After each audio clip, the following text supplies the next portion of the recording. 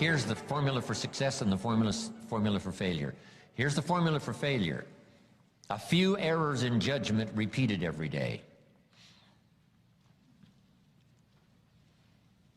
Why would we repeat an error in judgment another day? Here's why. Disaster doesn't usually fall on you at the end of that first day. If you suffer dire, disastrous consequences the first day of mistakes, see, we would quickly change. I mean, overnight, we'd be burning the midnight oil, how to avoid and change it all so that these disasters don't happen again. But failure is subtle. Failure just takes you down the road you really don't want to go, but it doesn't seem like the consequences are going to be severe at the end of the first day, at the end of the first week.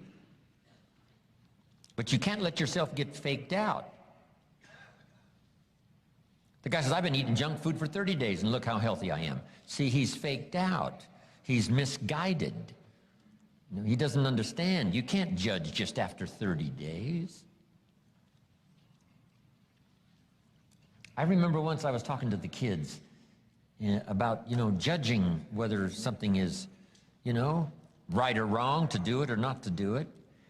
And I had a candle, and I lit this candle, and I said to the kids, I've heard that if I put my finger in this flame, this fire of the candle, that it will burn my finger. And the kids said, yes, it will. If you put your finger in this flame from the candle, it will burn your finger. I said, well, I don't really know, but I'm willing to try it.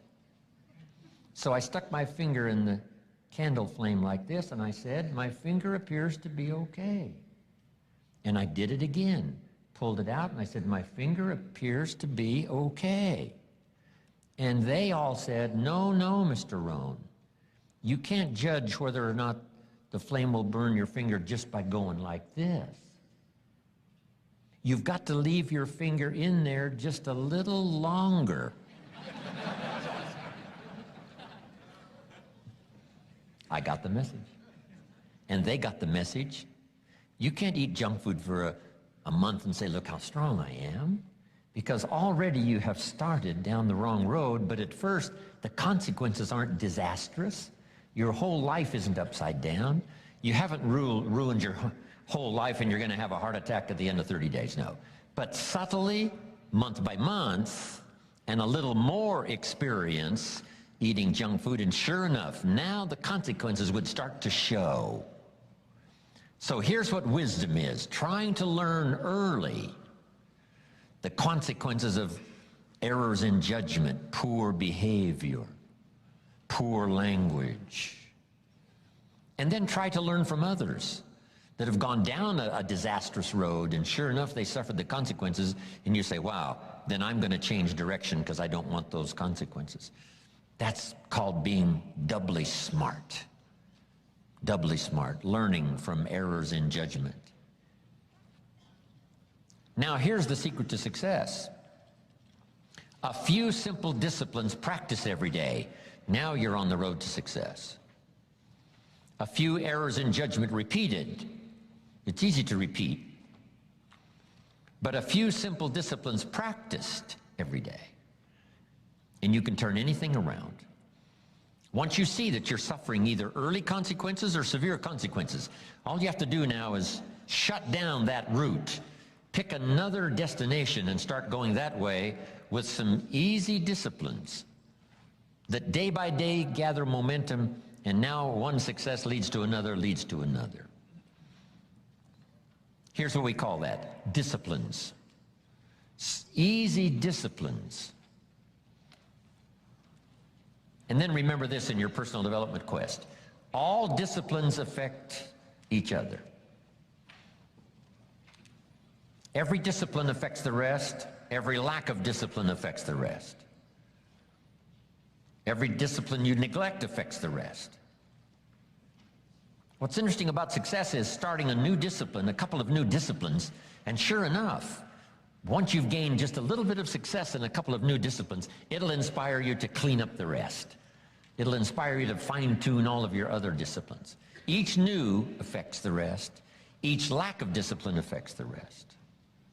So starting on this journey of new disciplines. solving problems, going from errors in judgment to easy disciplines that can change it all. And if you start that journey, it doesn't take long for new signs of success to appear.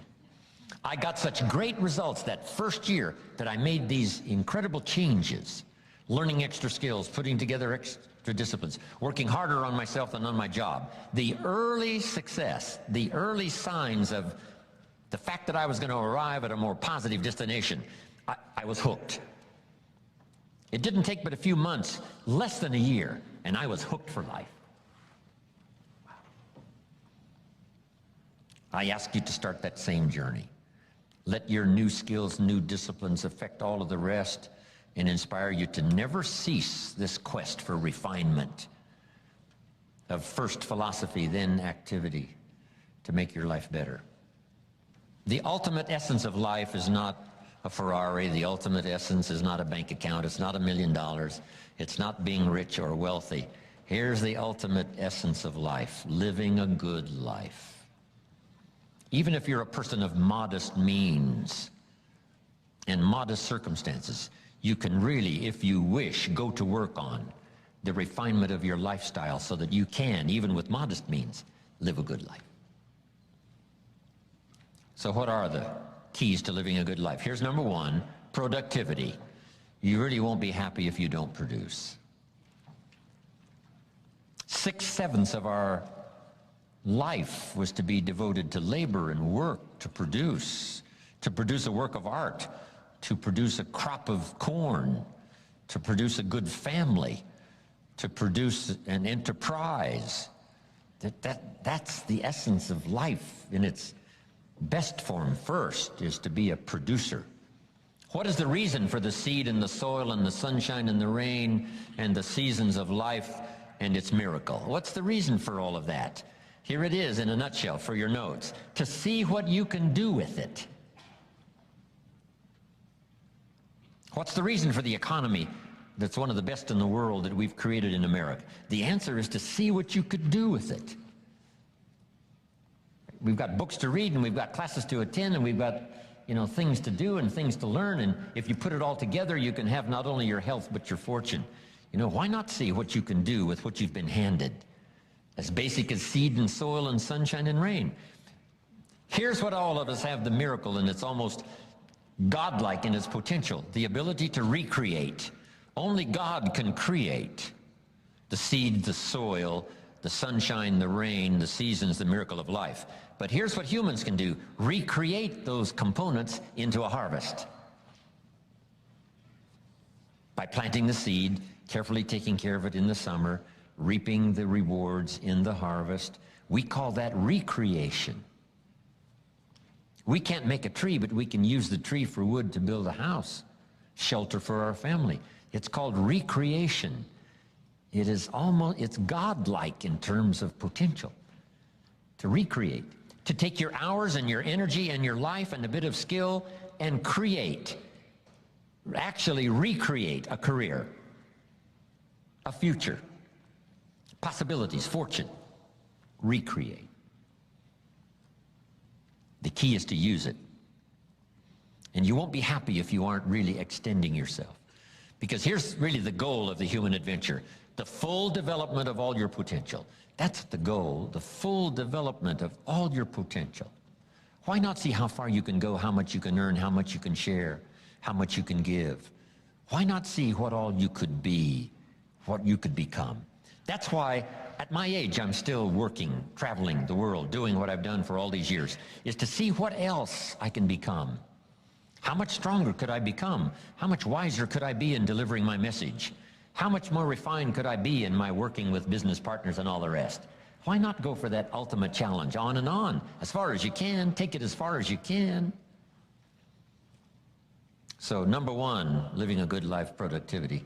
Here's number two: good friends. Friendship is one of the greatest support systems in the world. Nourish it, protect it, look after it, develop it to the best of your ability. Friends are those wonderful people who know all about you and still like you, right? You got to have those. Next is your heritage. Keep your heritage alive. That's what's made America great, is a combination of a variety of heritages from all over the world. For the last 200-300 years, 300-400 years, people have been coming from all the countries of the world to America, bringing with them their gifts. Gift of language, gift of business ethics, gift of government, gift of music, gift of poetry, gift of the work ethic. These gifts were not here, they were brought here. No country has become such a depository of the gifts of the world like America has the last 300-400 years. People coming, bringing gifts. People coming, bringing gifts. And here's one of the greatest gifts you have to bring: your heritage. Customs and costume and style, poetry, language, ways, recipes, music. Keep that alive. Don't pass on the ceremonies that come from your heritage. Keep those alive. That's what makes us great.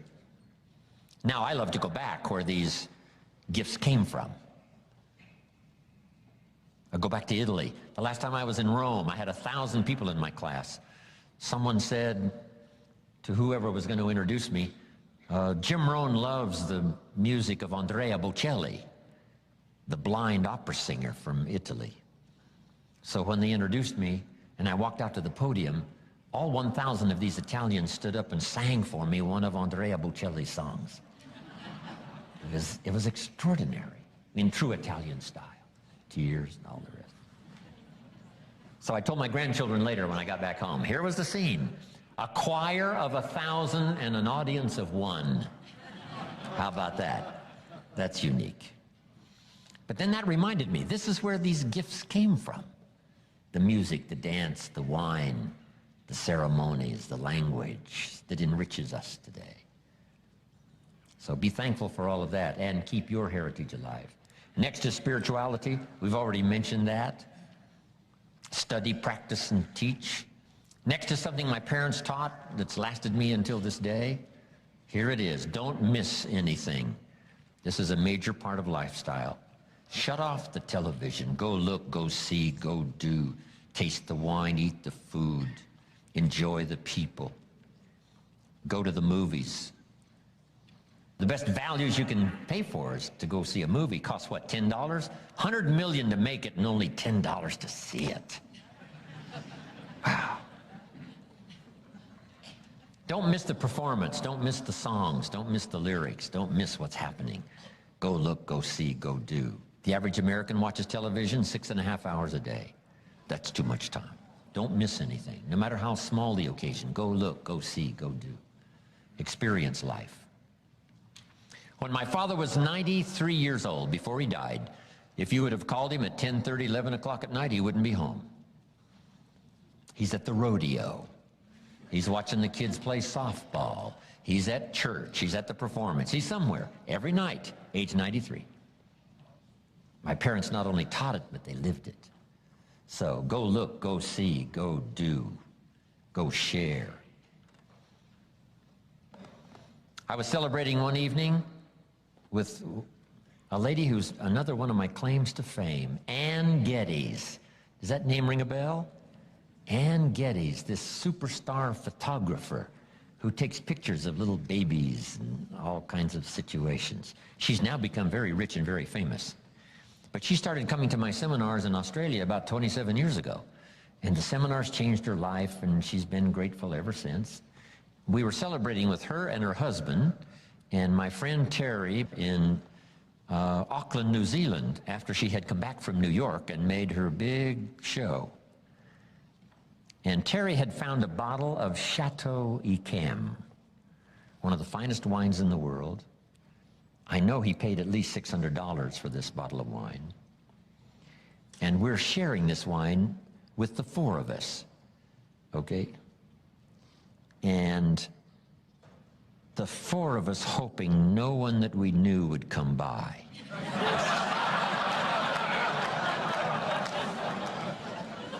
I'm sorry, I didn't mean to let that out, but But if you would have come by, and if we would have allowed you to taste this wine, here's what you would have said. When you tasted this wine, you would have said, wow, I'll bet this wine costs $600 a bottle. That's what you would have said. Something inside of you. So make this note now, the genius is within all of us. It just needs to be exposed and developed and used.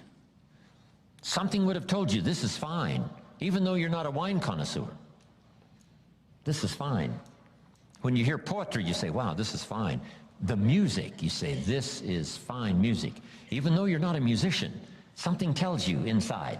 Now, if you miss all of that, if you don't go, hear, listen, see, then you're not tapping into this genius that can recognize something fine, whether it's the poetry of the Bible or the lyrics of a rock and roll song. Just don't miss it. Don't miss it. Elton John sings, she lived her life like a candle in the wind, never knowing who to cling to when the rain set in. See, that's fine. You can't describe how fragile and brief life is much better than that.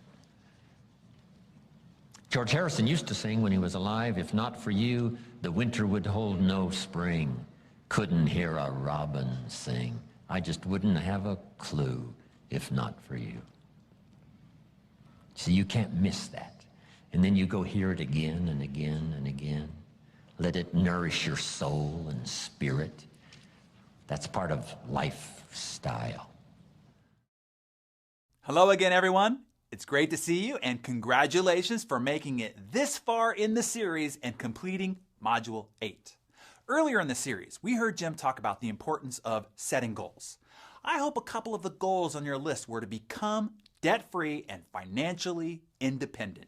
If those aren't on your goal list, I encourage you to add them. There's nothing like the sense of achievement and freedom that you feel when you're able to live from the income of your personally invested resources. Now, I can't promise that reaching these goals will be easy. In fact, I can almost guarantee it will be hard work. Look, most people are content to go through life blissfully unaware of their net worth or what their monthly expenses are or what their spending patterns are until that lack of awareness catches up to them and they're forced to deal with the consequences. I remember being 20 years old and stunned when my accountant informed me how much money I owed in taxes for the year. I hadn't set aside anywhere near enough to pay the bill, even though I'd earned much more than the amount that was due. My accountant told me that unless I made some massive changes, I would dig my own financial grave with my wallet.